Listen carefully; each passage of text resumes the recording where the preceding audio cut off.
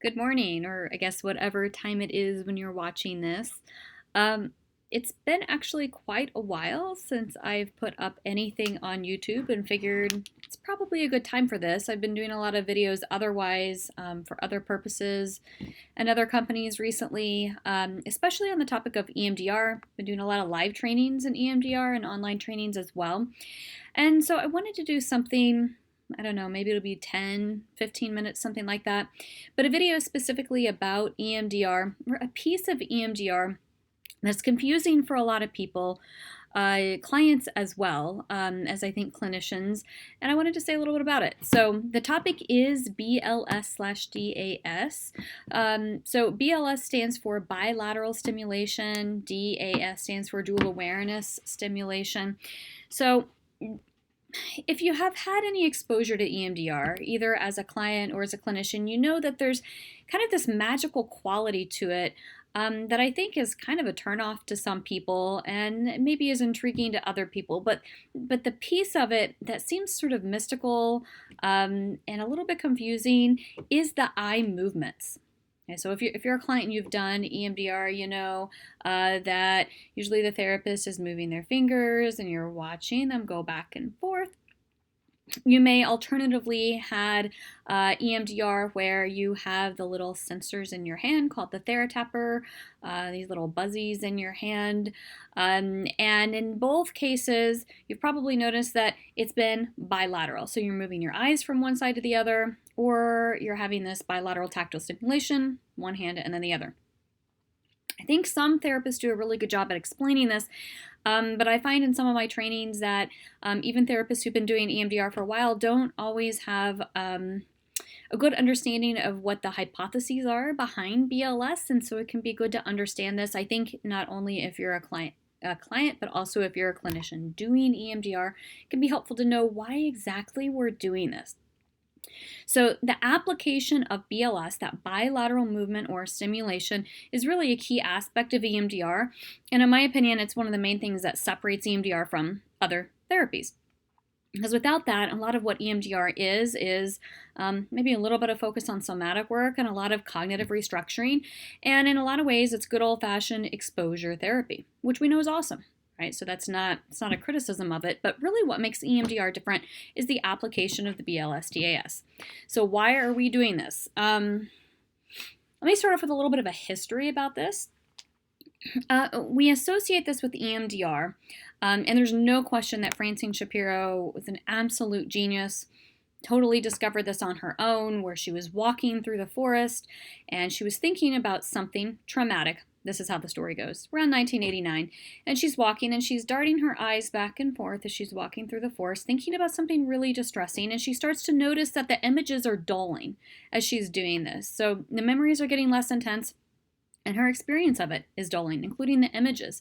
And this was really her discovery of using bilateral movement to dull or process through strong negative emotional content.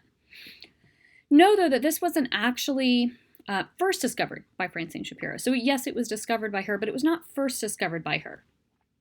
So we think Aboriginal cultures have been using this for thousands of years. And by this, I mean incorporating bilateral movement to process strong emotions. So think especially weddings and especially funerals.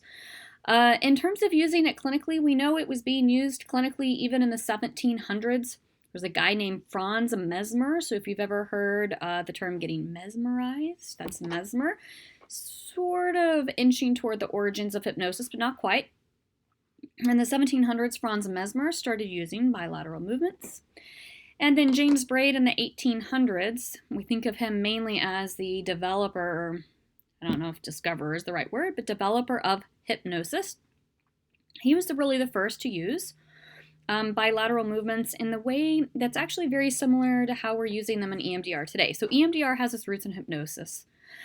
Allegedly, and this source is kind of hard to track down, but allegedly also Freud used this late 1800s, where he was combining his talk therapy psychoanalysis with bilateral eye movements in clients, and there is some documentation of this where he talks about how effective this is, and he actually says that this is more effective than anything else had ever been. So when he's combining his talk therapy with BLS, it worked substantially better. Why this fell out of vogue, though, it's a little bit unclear, but it fell out of vogue maybe around 1900 or so.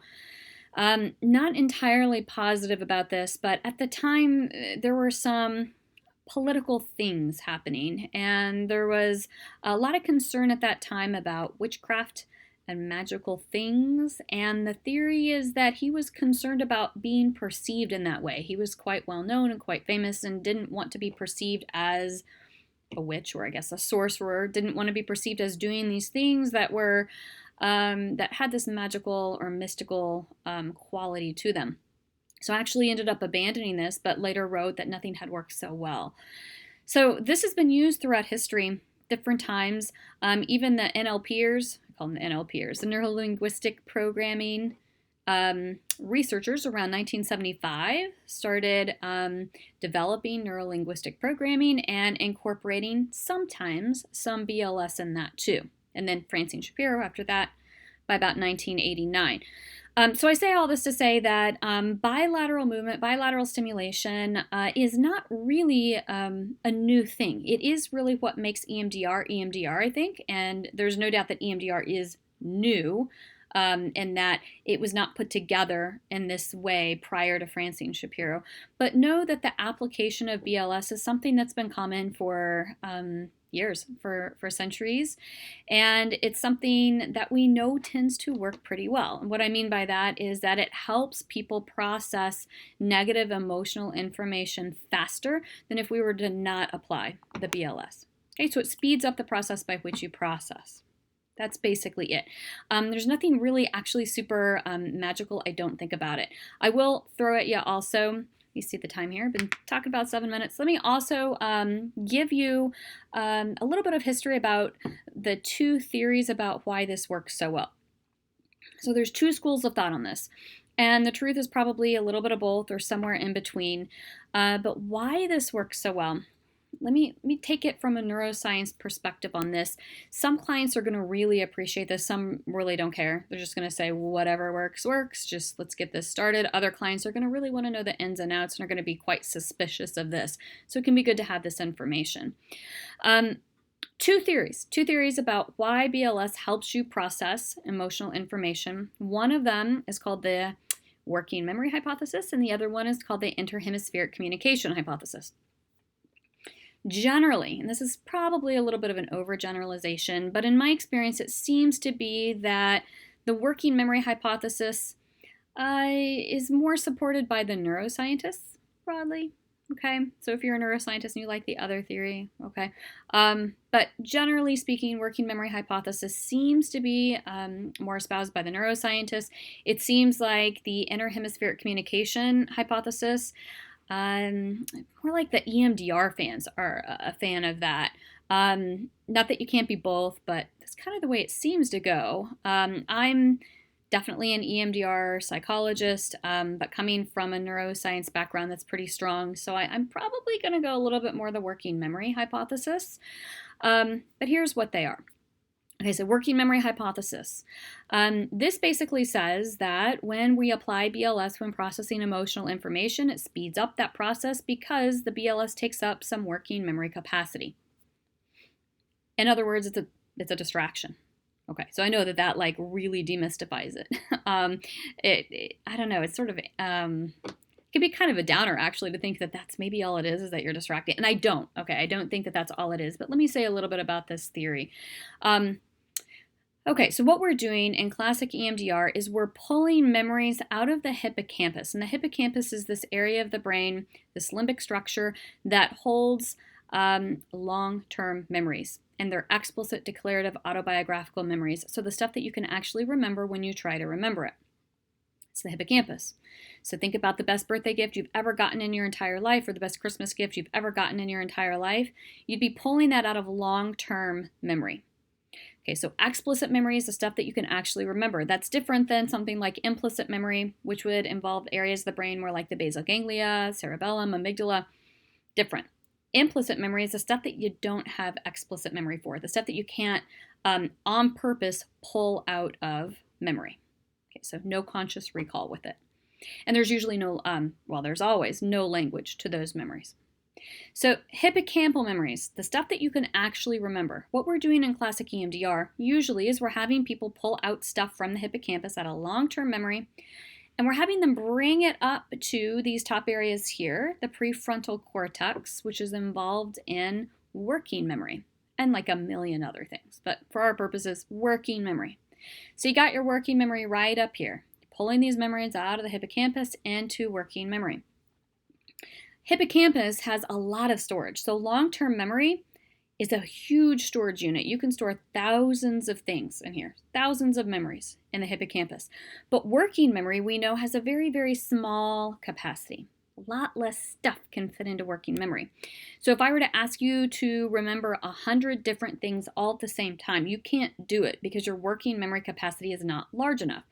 So what that means is that when we're pulling things out of long-term memory, usually we can only pull a couple of things out, or maybe one thing out at a time. Okay, so what we're doing in classic EMDR, we're pulling out these memories out of the hippocampus, bringing them up to the prefrontal cortex into working memory, which has a very small capacity.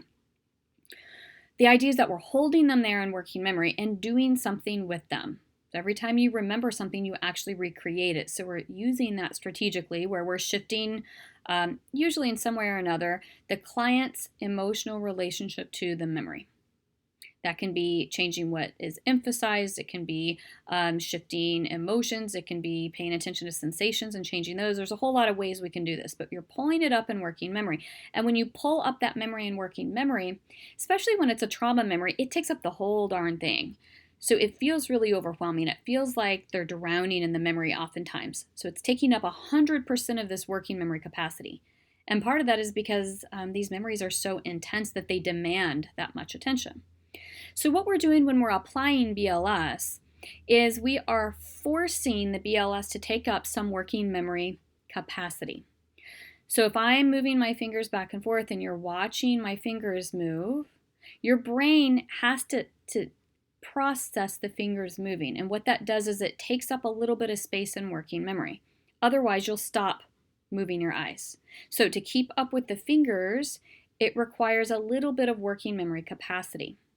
And in fact, I know that the faster I go, I don't want to go so fast that I lose a client, but the faster I go, the more working memory capacity is taken up by the BLS.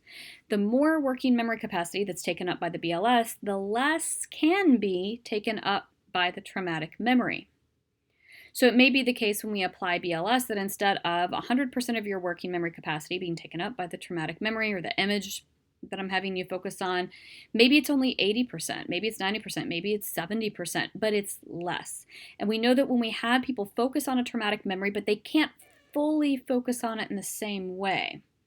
Okay, they can't allocate all their resources to it, their attentional resources, that it facilitates fading of the memory. Okay, so it's less vivid, and it facilitates a calmer reaction to it. So you actually react less strongly to it. So this is the desensitization piece of EMDR. If you're into the 8-phase model and you know what I'm talking about with that, that's of course phase 4, desensitization. Okay, so that's what's happening with working memory. And so it really doesn't matter how you're doing the BLS, DAS, as long as you're taking up some working memory capacity. Although some will argue that if you do the tactile stimulation, it's going to be maybe slightly less powerful because it's not going to distract your brain quite as much as the eye movements. Honestly, in the research, all of it works, whether it's audio, tactile, or eye movements. It all seems to work, but there is a slight preference in the research, just a little bit, for eye movements. If you're doing EMDR as a clinician or as a client and with the eye movements, you can't keep the memory in mind because that's happened. And when I've done my own EMDR, had EMDR done on me, I've had that happen before where at some point I can't even get it in my mind. You may need to do the tactile stimulation. Okay, so there's different ways of working with this, but know that really what we're doing is we're manipulating working memory and working memory capacity essentially here. So I know that that's not super sexy as an explanation, but that's one of the theories. Again, I think there's some good evidence for both. I think the truth is kind of in both places with both theories. Let me describe a little bit about the other theory, though, about why BLS works. This is called the interhemispheric communication hypothesis. This is kind of an oversimplification, but the idea here is that you got a left hemisphere, you got a right hemisphere of the brain, and they do different things. Okay, we know that that's pretty much generally true. And the way the hypothesis goes is that the left hemisphere of your brain is responsible for encoding the who's, what's, where's, and when's of a memory. Okay, so it's the facts of a memory. That very much goes with left hemisphere, which is responsible for things like detail monitoring. It's more concerned with tasks than people. Think of this, I guess, as the logical, rational hemisphere of the brain, although I think there's a lot of arguments that can be made for the opposite for the right hemisphere too. But the idea is that it's just the facts of the memory, the order of operations of when something happens, very much left hemisphere, and that the right hemisphere is more involved in the experience of a memory. So the emotions and the sensations in particular, very right hemisphere. And we know that with traumatic memories, there's oftentimes fragmenting where these internal pieces of the memory aren't really going together. So people remember bits and pieces here and there, and sometimes different pieces can be triggered under different circumstances, and it can kind of feel like you're walking on broken glass, stepping on stuff, and you don't even know what you're stepping on or what's triggering what. And it's just these little chunks of things, these little pieces. Okay, so theory here is that with the bilateral movement, what's happening is that you're activating in sequence left hemisphere, right hemisphere, left, right, left, right, left, right, left, right. So you're activating both hemispheres of the brain and encouraging interhemispheric communication via these fibers that connect the two hemispheres called the corpus callosum. So facilitating that integration of the two hemispheres, thereby integrating this memory. So you're focusing on the memory while you're applying the BLS. You're activating each hemisphere, left for the facts and the details, right hemisphere for the experience. And so now you get it integrated into one cohesive whole experience as opposed to having these fragments. I think there is something to this too. We do know that that how memories are consolidated in the first place has a lot to do with rapid eye movement sleep, or REM sleep, and it's thought that the application of BLS, at least with the eye movements, is essentially replicating REM sleep and facilitating the integration of these memories. Okay, so again, some evidence for each. I think the interhemispheric communication hypothesis is a little sexier, a little more alluring. Sometimes coming from the background I come from, just the neuroscience background makes me like slightly more cynical maybe. So I'm like, maybe it's distraction.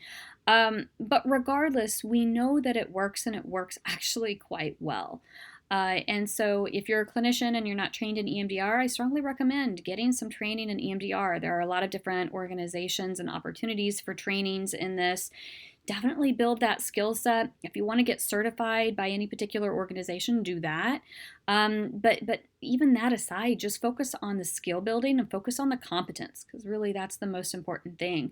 I've even used BLS with clients fairly loosely, where I'm not even doing like real EMDR, but maybe they're just talking about something that's bothering them, and I throw the Theratapper at them, the buzzies, okay? And we're just kind of processing through, because I know that that can help facilitate the process.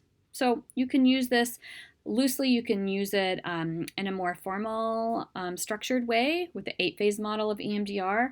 Some clinicians now are even doing walk and talk therapy. They're walking outside, because walking, if you think of it, that is bilateral movement.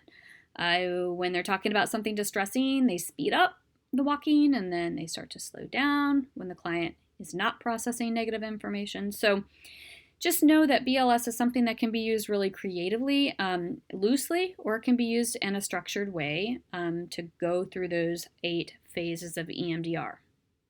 Okay, let me see where I'm at. Oh wow, 19 minutes. I always talk more than I think I'm going to.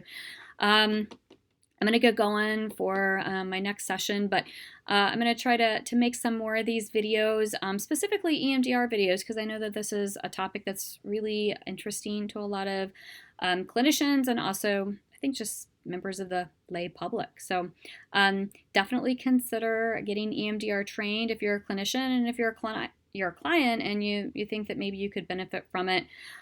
Take a look at psychologytoday.com to see who in your area actually is trained in this. There is a little category where you can click a little box and look for EMDR therapists. Okay, bye.